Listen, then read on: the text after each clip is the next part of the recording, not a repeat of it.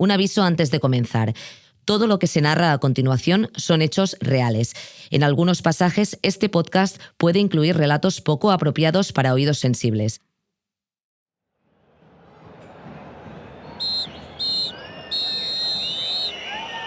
Cuando el árbitro pita al final del partido, una tormenta de abucheos se desata sobre el estadio de Sarriá. Es la cuarta derrota consecutiva del Español en Liga, y la afición empieza a asumir que este año tocará luchar por la permanencia. Los 20.000 periquitos que han presenciado el duelo ante el Sporting de Gijón abandonan su localidad resignados. Son las 7 de la tarde del 13 de enero de 1991. En ese mismo instante, los clientes del Bar Bogart, en el barrio de Gracia, también lamentan una derrota. El Barça de Cruyff acaba de caer por la mínima en Oviedo, y aunque mantiene el liderato, en una semana se las verá con el Madrid en el Camp Nou. Los culés, que se han reunido para seguir el partido, abandonan el local.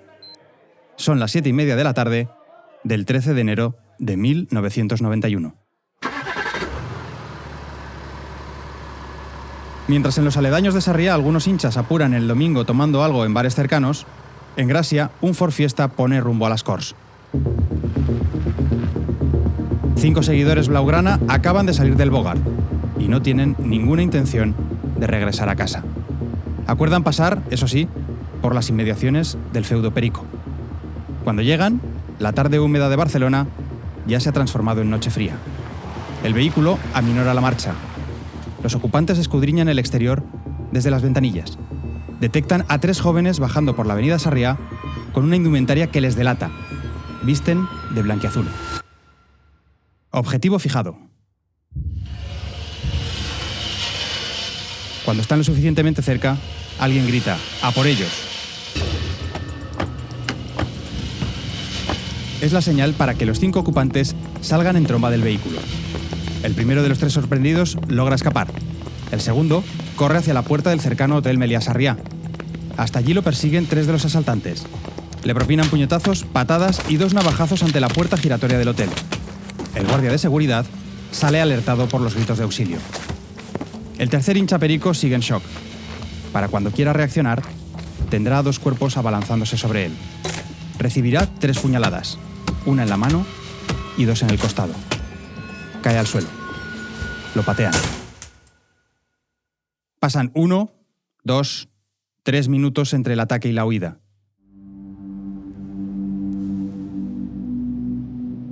Mientras desde el hall del Meliá el vigilante avisa a policía y ambulancias, uno de los 2 agredidos permanece tendido en el suelo, inmóvil.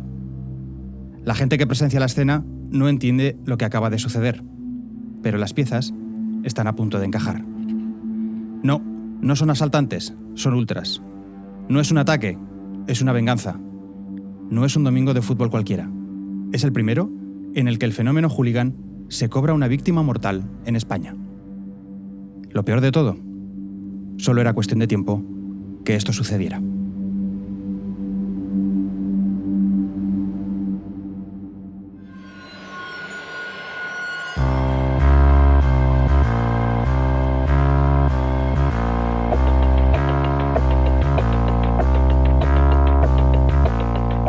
Más allá de los focos y la fama, de las victorias y el dinero, el fútbol cuenta también con su lado oscuro. Relatos de perdedores en el campo y en la vida. Equipos malditos, jugadores desaparecidos, estadios trágicos. Ya es momento de que algunas de esas historias y sus protagonistas abandonen la penumbra del olvido. Más de 1000 muertos, jóvenes violentos, hooligans, ultras. Animar i si cal anar a sac amb aquella colla de fills de puta, es va. Ara, amb les brigades, si venen, ens trobaran. Español va a ganar y vamos a matar a todos los huesos nois. Arriba España, hombre, el Español es el mejor y puta Barça, chaval. ¡Puta Barça, hombre! Yo soy Aitor Lagunas y esto es Brazalete Negro, de Panenka Podcast y Radio Primavera Sound, con la colaboración de Estrella Damm. Furia en los fondos. La Barcelona Ultra.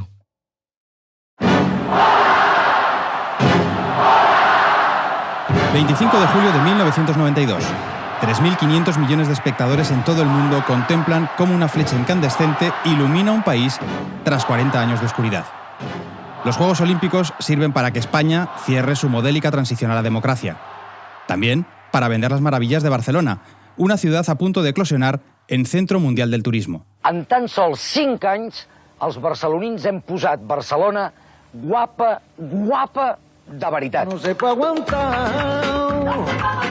En esa transformación molesta cualquier arruga. El terrorismo, la disidencia política, la delincuencia kinky, la prostitución. Desde mediados de los 80, los poderes públicos y las grandes empresas se han afanado en limpiar la ciudad.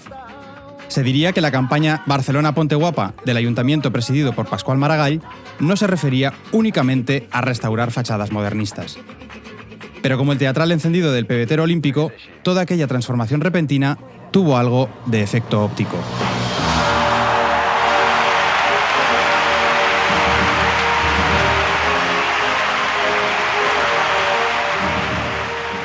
Porque los problemas de la ciudad no se evaporan con el flechazo de Antonio Rebollo. En su lista de preocupaciones, las élites de Plaza Sant Jaume han sumado en los últimos años un nuevo fenómeno: la violencia asociada a los grupos ultras en los estadios de fútbol. No en vano, a menos de año y medio para la inauguración de los Juegos, Barcelona había registrado la primera víctima mortal por hooliganismo del fútbol español. Frédéric François Ruquier, 20 años, nacionalidad francesa. Esta es la descripción del joven que el 13 de enero de 1991 es asesinado en la capital catalana. En sus calles viven 1 de cada 2 cabezas rapadas fichados en España. Y sí, es cierto que en el nombre del fútbol ya se han perpetrado otros crímenes. En Europa, la tragedia de Heysel, una avalancha mortal que se cobró 39 vidas antes de la final de la Copa de Europa entre Juventus y Liverpool, todavía provoca escalofríos. Nuestro país también tiene sus manchas negras. Las repasa Roger Churiac, coordinador de Panenka. Nombres como los de Jimmy, Íñigo Cavacas o Aitor Zabaleta nos resultan hoy familiares. Pero antes de 1991 no se conocía ningún hincha fallecido a causa de la violencia ultra. Sí se habían registrado agresiones mortales en circunstancias muy diversas, como la que sufrió en 1982 el aficionado José Gómez Rodríguez en un partido amateur disputado en Pallejà, en el Baix Llobregat. Al parecer, varios jugadores se abalanzaron sobre él. La desgracia también se cebó con Manuel Luque Castillejo, un policía nacional que en 1984 perdió la vida cuando quiso intervenir en una discusión en un partido de alevines en Córdoba. Otro suceso todavía más turbio. En 1990, el árbitro Florentino Dueñas fue tiroteado en Motril durante un choque de preferente. El agresor, un policía jubilado. ¿Por qué Ruquier, entonces? Tal vez falte el dato más importante. Ruquier es aficionado del Español y, por lo visto, pertenece a las Brigadas Blanquiazules, el grupo radical periquito. Esto es lo que lo condenará a un triple apuñalamiento después de que varios Boixos Nois, los ultras del FC Barcelona, lo sorprendan en mitad de la calle. Boixos, brigadas, ultras... Pongamos orden a este baile de nombres. ¿Cómo entra el hooliganismo en España, Roger? Los grupos de animación organizados surgen en la década de los 80, en parte por las influencias del hooliganismo inglés, con un importante historial de vandalismo, y en parte por el impacto del Mundial 82, donde solo en Barcelona se entremezclan aficiones como la italiana, la argentina o la brasileña. Los hinchas españoles descubren una forma de animar prácticamente desconocida hasta entonces, y claro, quieren imitarla. Algunos seguirán la vía británica, con los hooligans o supporters, otros se basarán en el modelo italiano, los tifosi o ultras. Entre 1980 y 1985, el fútbol español da a luz a decenas de organizaciones, formadas fundamentalmente por adolescentes que rompen con la tradición peñística del país, menos atractiva a sus ojos. Ultrasur, Boixos Nois, Frente Atlético o Brigadas Blanquiazules se asientan en las 2 grandes plazas balompédicas del país, Madrid y Barcelona, y en la segunda mitad de la década entran en ebullición. La eclosión del movimiento skinhead o cabezas rapadas, con vestimentas agresivas y próximo a la extrema derecha, supone el caldo de cultivo perfecto para que fútbol y violencia se abracen definitivamente. Los grupos se politizan, se organizan, se expanden, se relacionan, ganan privilegios y finalmente se arman para combatir al enemigo. La rivalidad deportiva pasa a un segundo plano. A finales de los 80, el ambiente en los fondos de algunos estadios es irrespirable y peligroso. El periodista madrileño Borja Bauzá ha publicado recientemente el libro La tribu vertical, donde investiga el nacimiento y expansión del fenómeno ultra en España. Sí, el Mundial 82 influye. Yo lo que tengo entendido es que no influye tanto como se suele decir. Influye sobre todo en Madrid. En Madrid sí, pero bueno, ya había cosas antes del Mundial 82. En Barcelona, por ejemplo, Boixos Nois es del 81, la primera juvenil es del 81. Interesante. Boixos Nois es el primer grupo organizado de animación que surge en Barcelona. Lo hace un año después de Ultrasur, la facción radical del Real Madrid, pionera en España. Ambos nacen en vísperas del Mundial de Naranjito. Previamente a los Boixos, por ejemplo, en el Camp Nou los que partían la pana eran los morenos, una suerte de escoltas con muy malas pulgas de Josep Lluís Núñez, presidente del Barça desde 1978. Equivocadamente, siempre se ha creído que ellos pusieron la semilla de los futuros radicales blaugrana. Al investigar un poco y hablar con gente de aquella época, que iba al Gol Sud, ¿no? del Camp Nou, lo que me dicen es que no, o sea, eran dos cosas diferentes. Es decir, Boixos surge de manera autónoma e independiente y no hay, al parecer, según me han dicho a mí los informantes, vínculo con los morenos, entre otras cosas porque, por lo visto, pues eso, además de ser guardia pretoriana de Núñez o de ejercer como tal, pues también, por lo visto, pues tenían simpatías franquistas y demás. Lo que pasa es que, de cuando en cuando, además de zarandear a algún periodista díscolo y tal, como cuento en el libro, y como quedó reflejado en la prensa de la época, además de eso, pues de vez en cuando también montaban algo de jaleo, algo de bullangán en las gradas, ¿no? Entonces igual de ahí viene la conexión. Simpatías franquistas. Conviene subrayar que los Boixos nacen con un marcado acento independentista, entonces minoritario y radical. En una crónica de 1985, publicada en El País, queda claro su posicionamiento político. Cuando el balón empieza a rodar, ya han pedido una Cataluña independiente, han ensalzado a Terra Lliure y han insultado a España, a la policía y al rival. Son antimadridistas a ultranza. Son los Boixos Nois.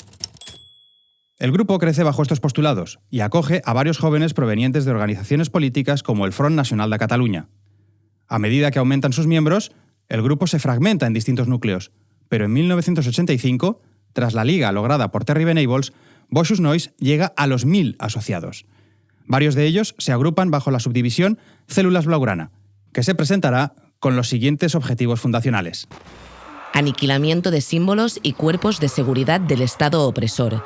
Expulsar del estadio los medios de comunicación españoles y centralistas. Oposición visceral a grupos españolistas de otros clubes. Más tarde, eso sí, Boixos abrazará nuevas ideologías. Ocurrirá también en otros grupos. Al principio son formaciones heterogéneas, hasta que un posicionamiento se hace dominante. Es como si los grupos de animación necesiten politizarse para legitimar muchas de sus acciones, ya sea una pintada, una bandera o una pelea. Superultra, un fanzine que circula en los 80 para glorificar las gestas de los radicales, trata de explicar cómo maridan política y gradas.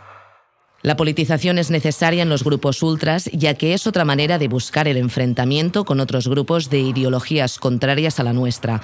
Además, no es lógico que en un grupo se mezclen todo tipo de gentuza al no tener el grupo un ideal a seguir. La diversidad, que al principio se tolera y valora, porque de lo que se trata es de sumar nuevos adeptos, poco a poco provoca fricciones. Es lo que ocurre, por ejemplo, en la Peña Juvenil, grupo de animación blanquiazul surgido en 1981, el mismo año de la fundación de Boixos Nois. Aunque de carácter pacifista y apoyado oficialmente por la directiva españolista, el grupo se escindirá, provocando la irrupción, años más tarde, de brigadas blanquiazules. El Club Deportivo Español ha apostado por el autocontrol como estrategia para acabar con las manifestaciones violentas y políticas de signo nazi que a veces se dan entre los aficionados de las brigadas blanquiazules. ¿El motivo? La pasividad con la que se observa el crecimiento de los radicales culés. Según mis informantes, gente de la primera juvenil, Brigadas sale, ¿no? Sale de su grupo. O sea, son varios elementos del grupo que dicen, no, esto hay que darle una vuelta de tuerca al tema porque bueno, es que cada vez que hay derbi es que estamos aquí a verlas venir, ¿no? Y no puede ser y tal. Pero vamos, son dos grupos que no tienen nada que ver y de hecho se llevan bastante mal, ¿no? Durante los 80 la primera juvenil y Brigadas, que ya es más...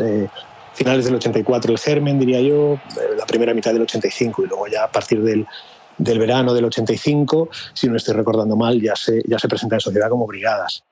Paco, nombre ficticio, entró a formar parte de las Brigadas Blanquiazules poco después de su creación. Tenía 15 años. La política, nos explica, ya estaba ahí. En aquella época es verdad que la mayoría de grupos eran o digásemos fachas o había el grupo más, digásemos, más tipo comunistas. Aquí en Barcelona Al principio, creo que ahora ha cambiado bastante, pero al principio, por ejemplo, los Boys Nois eran separatistas y nosotros éramos la facción, digamos, más pro-española de tal. Pero yo puramente entro por fútbol.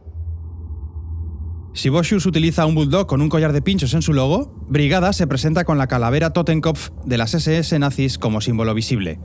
Toda una declaración de intenciones. En el libro Radiografía de los grupos ultras en acontecimientos deportivos, escrito por los policías José María Seara y Damián Sedano, se describe al grupo como extremadamente violento, compuesto por jóvenes estudiantes y trabajadores de marcado carácter ultraderechista que descienden en su mayoría de familias emigrantes andaluzas, castellanas y extremeñas afincadas en Cataluña. No hay que ser un lince para intuir que las gradas de Barça y Español están destinadas a chocar. Brigadas nace de forma reactiva para combatir a los Boschus Nois, que se creen intocables.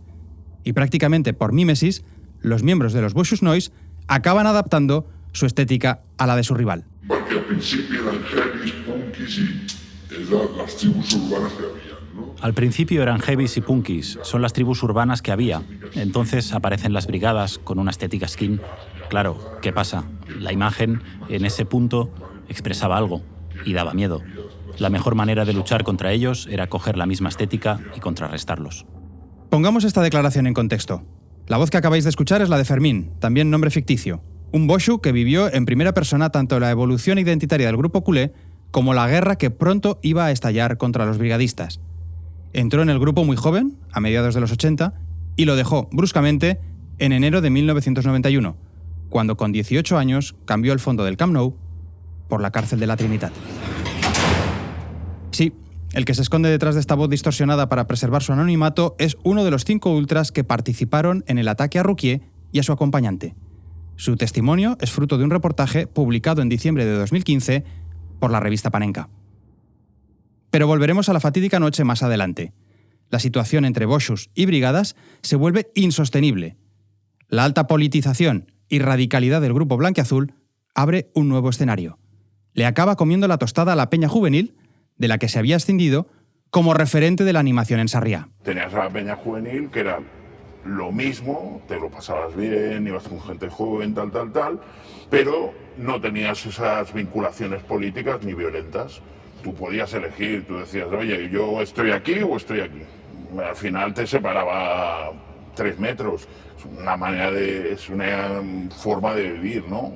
Al final yo me siento agredido y quiero agredir, o yo voy al fútbol a pasármelo bien y a animar y a no sé qué, cuando acabe el partido me voy a mi casa. También los Boschus viven momentos de expansión, sobre todo durante la Copa de Europa que terminará en la final de Sevilla. Antes, en cuartos de final, los Boschus aprovechan la visita de la Juventus para mostrar su catadura moral. Gracias Liverpool por los muertos de la Juve. Una referencia nada velada a las 3 decenas de fallecidos italianos en Heysel. Poco después de la derrota ante el Steaua en los penaltis, se producirá un altercado que marcará un punto de inflexión en la rivalidad entre los dos grupos de Barça y Español. Ocurre el 12 de octubre de 1986, con motivo de un derbi en el Camp Nou, donde se desplazan 80 brigadistas. Son los hechos del Alt Berlín. Al habla, Bauzá. Básicamente es una pelea en un bar, la cervecería Alt Berlín. Pero bueno, esto se da después de un derbi al que bajan las brigadas blanquiazules, ¿no?, desde Sarriá. Y entonces, bueno, pues es un derbi bastante movido, tanto en la grada, en la zona visitante, porque bueno, pues en un momento dado las brigadas blanquiazules se lían a tortazos con los barcelonistas que tienen a su alrededor.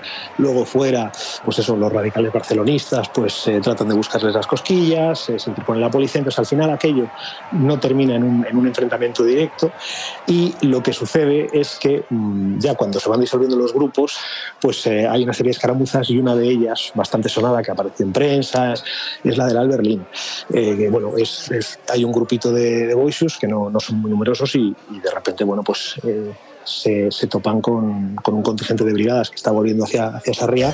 Entonces revientan el bar, y es una pelea, digamos, que supone un punto de inflexión. El incidente se salda con heridos de distinta gravedad y la cervecería destrozada. Su dueña explica a La Vanguardia que todo sucedió muy rápido. La emprendieron contra todas las personas que había en mi local. Me refugié detrás de la barra mientras veía cómo volaban taburetes, vasos y botellas. La Reyerta confirma también una nueva realidad. Los brigadas, un año después de su creación, tienen mucho músculo. En aquella época, ten en cuenta que esto de venirte a buscar, por ejemplo, es que piensa que Brigadas fue de los primeros. Brigadas era de los que cuando llegaba a un sitio normalmente iba a buscar. ¿Me explico? Entonces no era... Yo no recuerdo jamás haber estado en el de esto y que viniera nadie. Tampoco habían tantos grupos que tuvieran tan potentes, a lo mejor con Ultrasur había como un hermanamiento, con lo cual no te iban a venir, y Boys Noise normalmente venían siempre, y los enfrentamientos se producían en la calle de arriba. Había un cierto respeto, ¿sabes?, a lo que era Brigadas en aquella época. Su empuje inicial contrasta con la situación de Boixús, que ese año se las tienen tiesas con Núñez. Perciben que ha irrumpido un verdadero contrapoder en la ciudad, y los enfrentamientos se suceden en cualquier sitio. En ese derbi que acaba con el asalto al Alberlín, por ejemplo, varios radicales del Barça apuñalan a un brigadista adolescente. La guerra callejera ya es una realidad, y el fútbol, solo una excusa.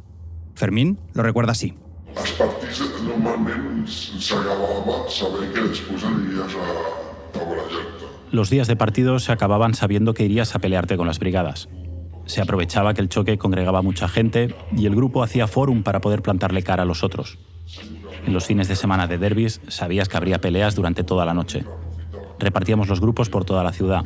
Esto acababa muchas veces dentro del metro, porque hubo una época en la que nos esperaban y así te encontraban, para evitar a la policía. Brigadas pilla con el pie cambiado a todos. Bauzá recuerda su increíble poder de atracción entre aquellos españolistas que veían cómo en el Camp Nou ondeaban esteladas y se gritaba contra España. Rápidamente crece en popularidad, hasta convertirse en un bastión del antibarcelonismo y el antiindependentismo. Las brigadas nacen muy fuertes, ¿no?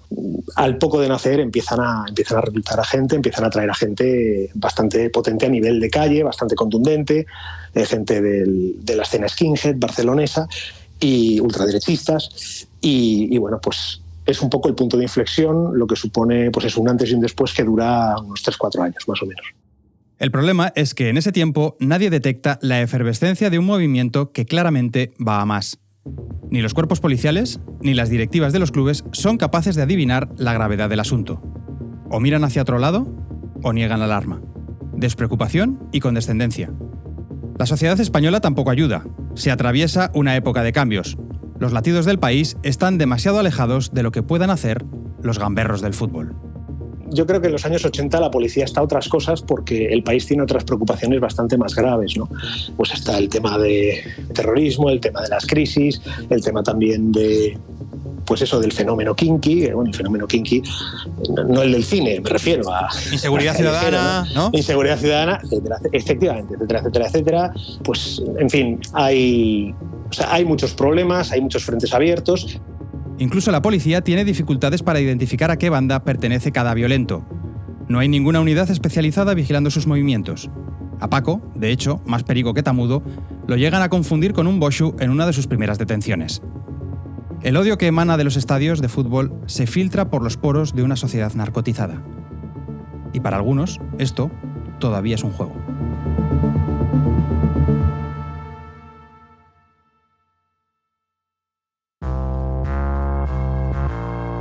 Estás escuchando Brazalete Negro, el true crime del fútbol. Ahora con 2 capítulos al mes y una newsletter semanal. Suscríbete en brazaletenegro.com.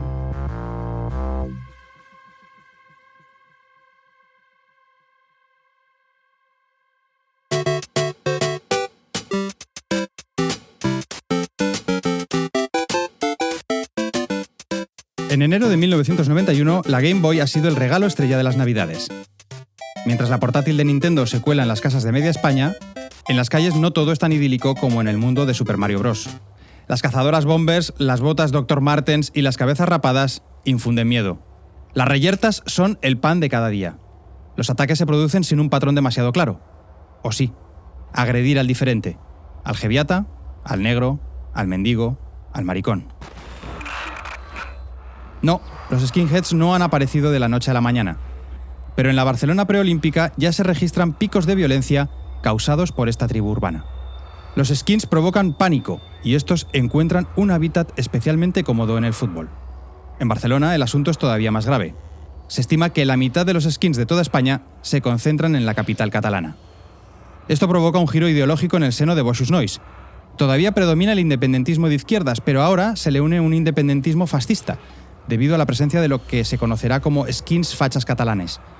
El historiador Carles Viñas, en su libro Ultras, habla de una relación causa-efecto. La subcultura skin se difunde en Cataluña en los estadios, erigiéndose en uno de los principales focos de propagación de dicha estética entre los seguidores más jóvenes. Fermín valida este giro. Los boxos al principio eran de izquierdas, independentistas simplemente. Luego empiezan a haber nazis independentistas. Aunque este Boschu se declara independentista, la tarde-noche del 13 de enero de 1991 no actuará de forma muy distinta a la que suelen emplear los cabezas rapadas. Los skins usan el término cacería, es decir, ataques de ira salvajes e impredecibles. En la mayoría de casos, de hecho, la víctima se escoge en el último momento. La localizan, la marcan y la atacan. Siempre en grupo, como una manada. Esa temporada 90-91, Boxus Nois acaba de regresar a la primera gradería del Gol Sur, tras llegar a un compromiso con Núñez para no provocar disturbios dentro del estadio culé. Se lo toman al pie de la letra, vistos los incidentes que se registran fuera. Mientras la expedición azulgrana regresa de Oviedo, los 5 Boxus que habían estado bebiendo en el bar Bogart dejan Gracia en coche y a la altura de la diagonal con Avinguda Sarriá se cruzan con Ruquier y compañía. ¿Casualidad? No lo parece. En cualquier caso, esta es la versión, sin filtros, de alguien que lo vivió en primera persona.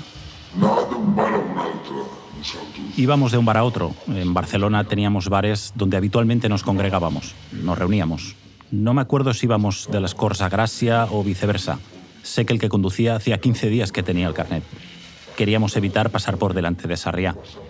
Total, que nos encontramos con 3. Pasó lo que solía pasar, el pique de miradas, que era lo normal, identificación de parches.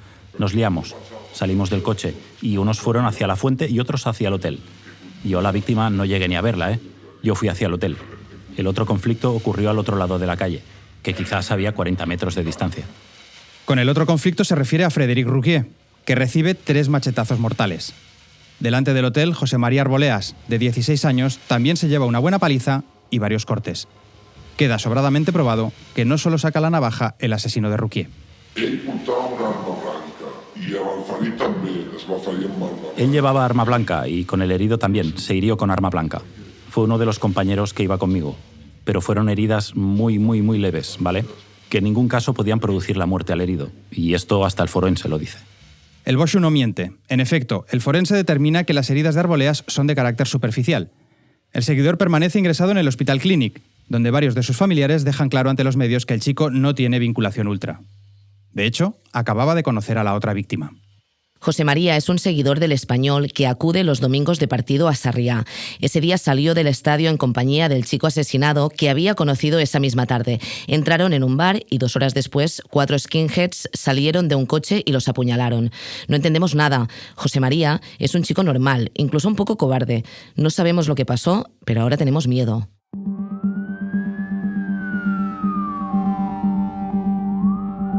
La respuesta policial no se hace esperar. Sorprendentemente, 4 de los 5 participantes del ataque son detenidos 2 días después. Ese 15 de enero, de hecho, Mundo Deportivo publica las primeras pesquisas. El grupo de homicidios de la Policía Judicial de Barcelona sospecha que miembros de los Boxus Nois son los responsables de la muerte de Frédéric Ruquier. Ahora solo falta resolver el motivo del ataque. Las primeras impresiones del grupo de homicidios apuntan hacia los viejos enfrentamientos entre ambos grupos. Otra teoría al respecto es que los agredidos conocerían la identidad de sus agresores. El caso se cierra con celeridad. 2 de los 4 detenidos confiesan. El 5º se entrega y reconstruye los hechos. En Brazalete hemos tenido acceso a la sentencia. Roger nos la resume. En primer lugar, queda probado que los 5 agresores deciden salir de común acuerdo en busca de posibles miembros pertenecientes a las denominadas Brigadas Blanquiazules. Uno de ellos declara que es para escarmentarlos. Todos conocen que uno lleva un machete de monte y otro una navaja tipo estilete de apertura manual y 14 centímetros de hoja. Una vez realizados los hechos, todos los agresores, a excepción de uno, se vuelven a introducir en el vehículo y regresan al bar Bogart escuchando música a gran volumen. En ese trayecto, el que apuñala a Ruquier comenta el resto. Le he clavado el cuchillo hasta el mango. Finalmente, no consta probado que ninguno de los procesados tuviera afectadas en forma alguna sus facultades como consecuencia de las posibles ingestas de alcohol. Fermín niega esta versión. De hecho, sospecha que muchas de las declaraciones se toman de forma irregular. También asegura haber sido torturado.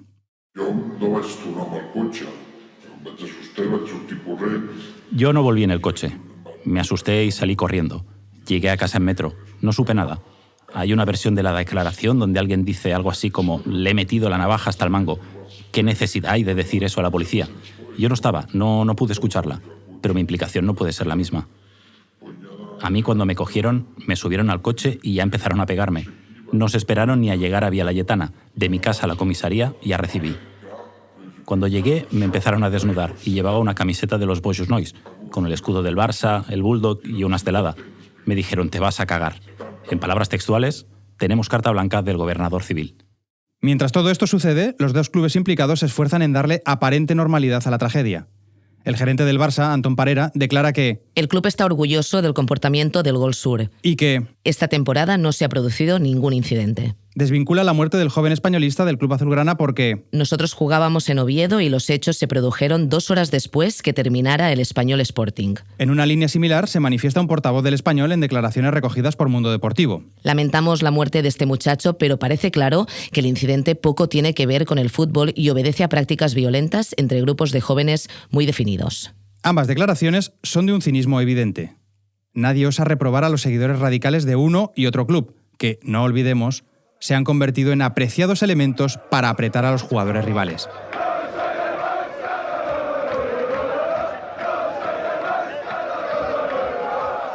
De los 5 agresores de Ruquier, solo 2 son socios del Barça. Ninguno tiene antecedentes penales e incluso hay un menor.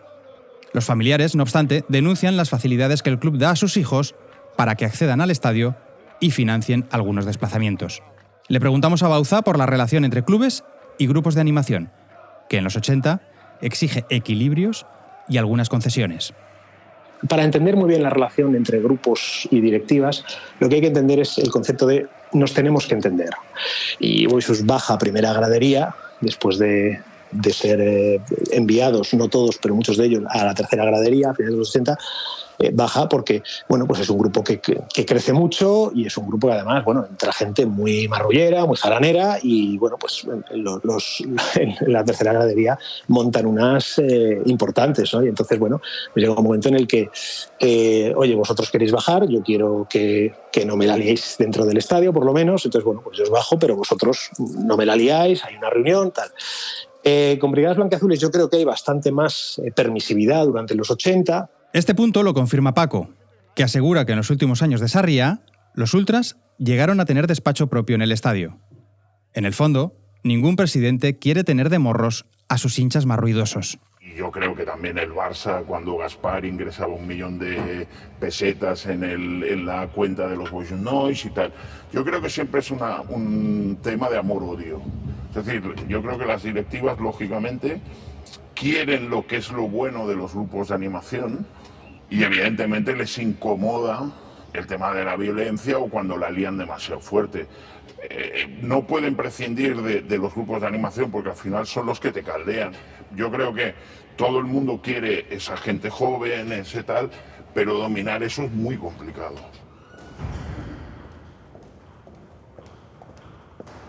El 21 de abril de 1994, 3 años después de la muerte de Ruquier, la Audiencia de Barcelona condena a los autores a 76 años de prisión por homicidio y lesiones. Al acusado de empuñar el arma, que según el informe forense presenta rasgos psicopáticos, le caen 20 años. Fue el único, insistía Fermín, que se entregó a la policía. Aún así nos condenaron a todos igual. Somos el único caso que, aun habiendo entregado al culpable, nos condenaron a todos a la misma pena, la máxima en España, como si fuésemos etarras. La sentencia, en efecto, es dura, pero aún lo es más la dictada por el Tribunal Supremo, que 2 años más tarde modificará la calificación jurídica de la Audiencia Provincial de Barcelona, pasando de homicidio a asesinato y provocando que las penas alcancen los 140 años de prisión. Hablamos con María Moreno, abogada penalista del prestigioso despacho Tubau Lajara Echavarri, para que valore la sentencia. Es muy severa porque el Código Penal que se aplica es el Código Penal de 1973 y el Código Penal de 1973 era un código penal muy severo. Hay que pensar que se trata de un código anterior incluso a la Constitución del 78. Entonces, realmente impone unas penas muy elevadas, pero que son pues acordes a lo que preveía el Código Penal. En la actualidad, por ejemplo, al menor se le habría abierto otro tipo de procedimiento, con medidas y no con penas. Sin embargo, acabó condenado por asesinato. ¿Por qué este cambio? Es reo de homicidio el que mata a una persona, ¿no? Pero si concurren determinadas circunstancias agravantes, como sería en el caso que estamos analizando, la alevosía, pues convierte ese homicidio, se convierte inmediatamente en asesinato. Es decir, que aunque fuera de los juzgados los usemos como sinónimos, homicidio y asesinato no son un mismo tipo jurídico. El asesinato es, de hecho, un homicidio agravado, en este caso por la alevosía, es decir, un ataque súbito e inesperado. Y esta es la razón que esgrime el Ministerio Fiscal para recurrir la sentencia ante el Tribunal Supremo. Estima que el ataque fue totalmente repentino y sin posibilidad de defensa. El recurso es especialmente contundente. De hecho, parece incluso extralimitarse a la hora de narrar la actitud de los agresores. Este es uno de los fragmentos más reveladores de la sentencia. La indefensión de la víctima fue absoluta, sin que pueda atribuirse carácter de advertencia a los gritos que acompañaron el ataque, pues estos van destinados precisamente a reforzar el efecto sorpresa, aterrando y paralizando a la víctima, como es propio de esta forma, primitiva y casi podría afirmarse que animal, de ataque en grupo y gritando. Tampoco puede valorarse como posibilidad real de defensa el intentar parar con la mano desnuda el primer golpe de un machete de monte, intento absolutamente inútil, como se demostró inmediatamente. A pesar de ser condenados a 27 años de cárcel cada uno, los 5 Boixos recibieron el tercer grado en 1998. Fermín sigue preguntándose, ¿por qué pagaron todos si el autor confesó? Yo sé que es va entregar a Badalona. Él se entregó 2 días después en Badalona, con los otros 4 ya detenidos. Y sí, reconoció que había sido él el causante de la muerte. Reconstruyó los hechos y dijo que los otros 4 no participaron. Si se quiso actuar con esta dureza es porque se hizo intencionadamente. He aquí otro foco de discusión para los amantes del derecho, la participación directa e indirecta. Una nueva oportunidad para que aclaremos la situación a través de nuestra experta jurídica. Aquí se aplica pues, una doctrina muy consolidada del Tribunal Supremo que al final, cuando hay un acuerdo previo entre todos los que van a participar en la comisión del delito, pues todos están asumiendo que el otro lleva un arma y aunque ellos no la lleven, es como si la llevaran. ¿Vale? Entonces, cuando hay un acuerdo previo de voluntades, al final da igual quién empuña el arma si tú has estado de acuerdo en participar. Esto es realmente importante para entender la resolución final del caso, pero también para comprobar que si la sentencia pretendía ser ejemplarizante, la cosa salió regular. 2 años más tarde, un crimen parecido al de Ruquier sacude Valencia. La resolución del caso, sin embargo, es muy distinta. ¿Roger? Nos referimos a Guillem Agulló, un valenciano antifascista que, como muchos jóvenes, siente devoción por el fútbol. Es miembro de la grada ultra del Levante, Força Llevant, y compañero de Boixos Nois Valencia, con los que comparte desplazamientos.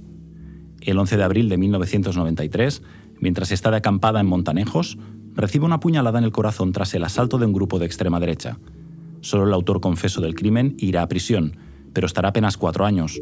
El resto de acusados, absueltos. El juez rechazará el carácter ultra del asesinato. Fue una pelea entre chavales. Poco después de su muerte, además, los Iomus, grupo radical del Valencia próximo a la extrema derecha, sacará una pancarta en la que se lee «Guillem, jódete». En otra ocasión, también exhibirá otro mensaje en la grada, Montanejos 93. Volviendo al caso que nos ocupa, hay que remarcar que son los propios agresores quienes sirven en bandeja la carta de la premeditación. En el primer informe, de hecho, se recoge la siguiente confesión de uno de ellos.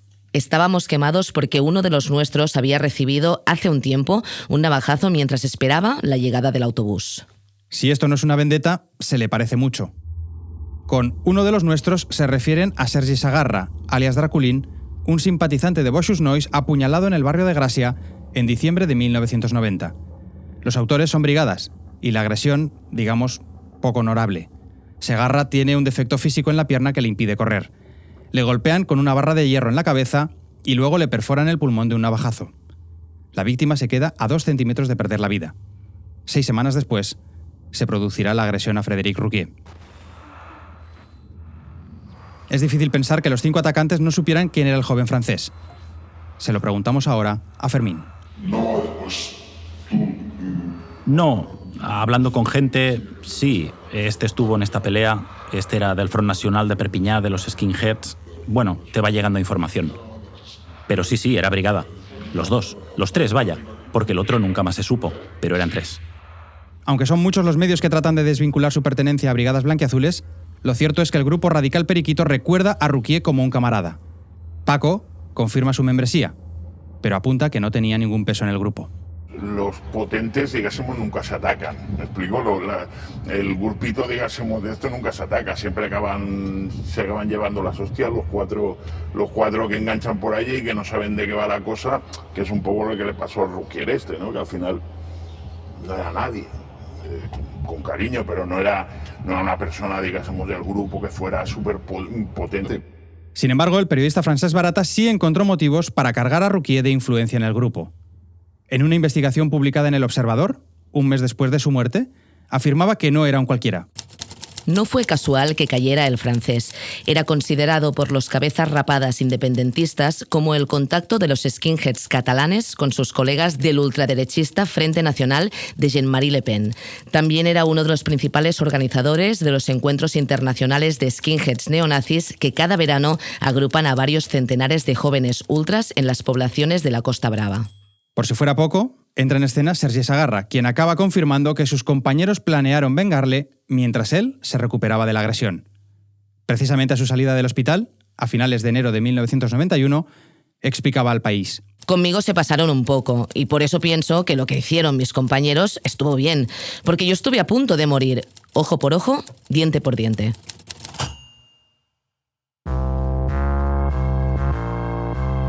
Brazalete Negro, el True Crime del fútbol. Síguenos en nuestras redes sociales y suscríbete a nuestra newsletter semanal en brazaletenegro.com.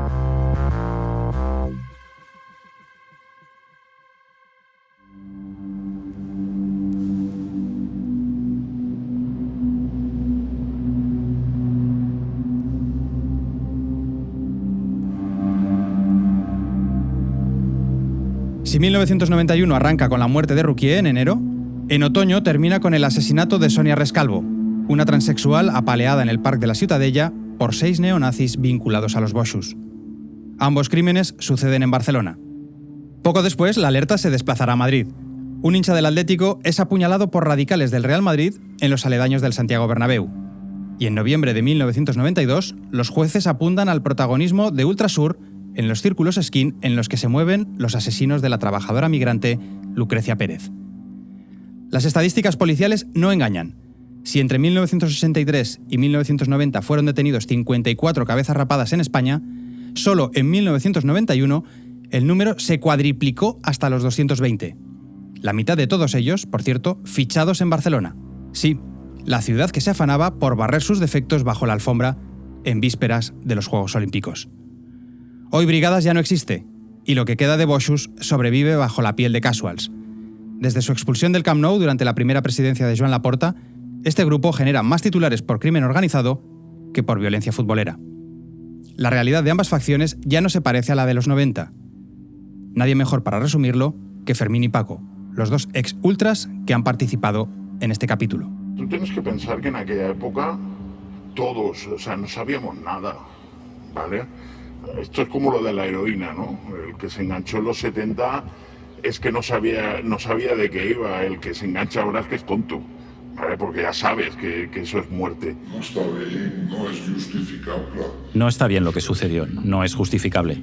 Me debería haber quedado en casa aquella noche, eso lo tengo claro. Pero tampoco estuvo premeditado. ¿Tú crees que 5 chavales de 18 años pueden decidir ir a matar a alguien? Como mucho diremos, vamos a pelearnos. Eso es fácil de discutir. ¿Pero matar a alguien?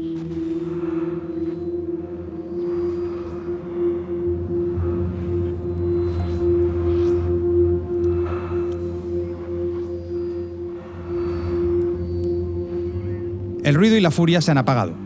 Con la perspectiva de las 3 décadas transcurridas, la violencia adquiere un barniz grotesco, como demuestra la muerte de Rouquier. Boixos y Brigadas, tan lejos, tan cerca.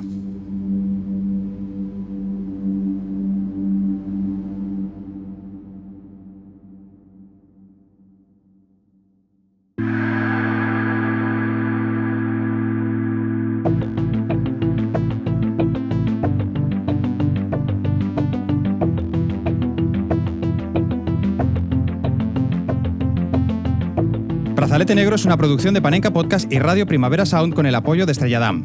Síguenos en las redes sociales, comenta este episodio en tu plataforma de podcast y, sobre todo, no olvides decir que nos oyes. Agradecemos la participación en este capítulo del periodista Borja Bauzá, la abogada María Moreno, así como los testimonios que han aparecido bajo seudónimo. También a Carlas Viñas, autor del libro Ultras, los radicales del fútbol español, auténtica Biblia sobre este tema.